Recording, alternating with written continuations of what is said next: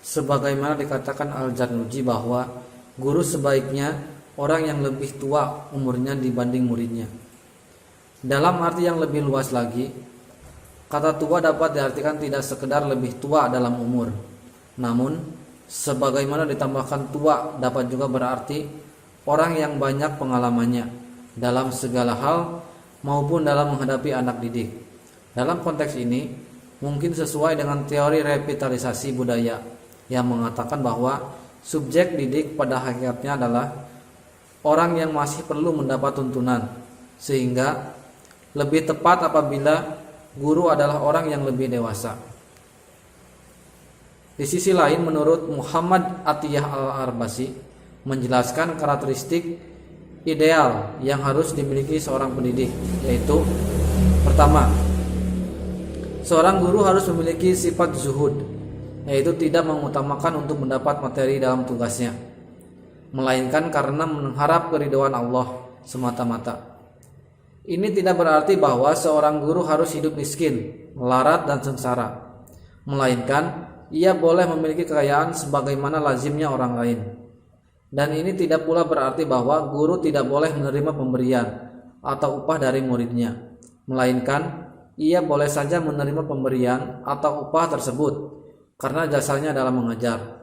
Tetapi semua ini jangan diniatkan dari awal tugasnya.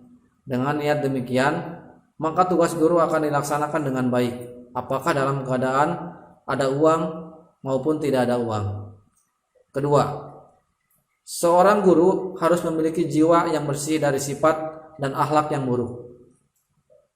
Seorang guru harus bersih tubuhnya, jauh dari dosa dan kesalahan, bersih jiwanya, terhindar dari dosa besar, pamer, dengki, permusuhan dan sifat-sifat lainnya yang tercela menurut agama Islam. Ketentuan guru yang demikian selaras dengan sabda Rasulullah SAW yang berbunyi, rusaknya umatku adalah karena dua macam orang, orang alim yang durjana dan orang soleh yang bodoh.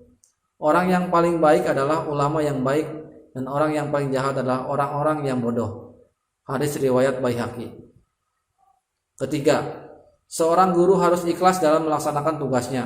Sifat ini nampak sama dengan sifat yang pertama, sebagai pada disebutkan di atas. Namun, dalam urayanya, Atiyah Al-Barasi mengatakan bahwa keikhlasan dan kejujuran seorang guru di dalam pekerjaannya merupakan jalan terbaik ke arah suksesnya dalam tugas dan sukses murid-muridnya. Keempat, seorang guru harus bersifat pemaaf terhadap muridnya. Ia sanggup menahan diri, menahankan amarah, lapang hati, banyak sabar, dan jangan pemarah karena sebab-sebab hal yang kecil. Seorang guru harus pandai menyembunyikan keamarahannya, menampakkan kesabaran, hormat, lembah lembut, kasih sayang, dan tabah dalam mencapai suatu keinginan. Kelima, seorang guru harus dapat menempatkan dirinya sebagai seorang bapak sebelum ia menjadi seorang guru. Dengan sifat ini, seorang guru harus mencintai murid-muridnya seperti cintanya terhadap anak-anaknya, dan memikirkan keadaan mereka seperti ia memikirkan anak-anaknya sendiri. Keenam, seorang guru harus mengetahui bakat, tabiat, dan watak murid-muridnya. Dengan pengetahuan seperti ini, maka seorang guru tidak akan salah dalam mengarahkan anak didiknya. Ketujuh, seorang guru harus menguasai bidang studi yang akan diajarkannya.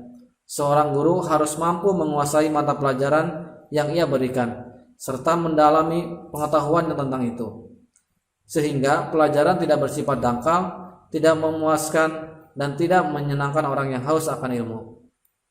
Demikianlah karakteristik ideal pendidik dalam pendidikan Islam. Menurut konsep Burhanuddin Az-Zanuji dan Muhammad Atiyah Al-Basi, kedua konsep pemikiran dan dua tokoh ini mewakili beberapa tokoh lainnya, seperti Al-Ghazali, Ibnu Al-Qasim Al-Juwaizah, Ibnu Khaldun, dan lain-lain. Konsep ini sudah cukup memadai untuk menjelaskan tentang konsep pendidik dalam konteks pendidikan Islam. Demikian materi mengenai pendidik dalam pendidikan Islam.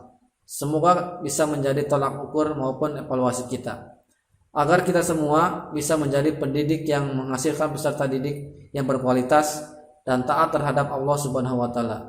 Terima kasih. Wassalamualaikum warahmatullahi wabarakatuh.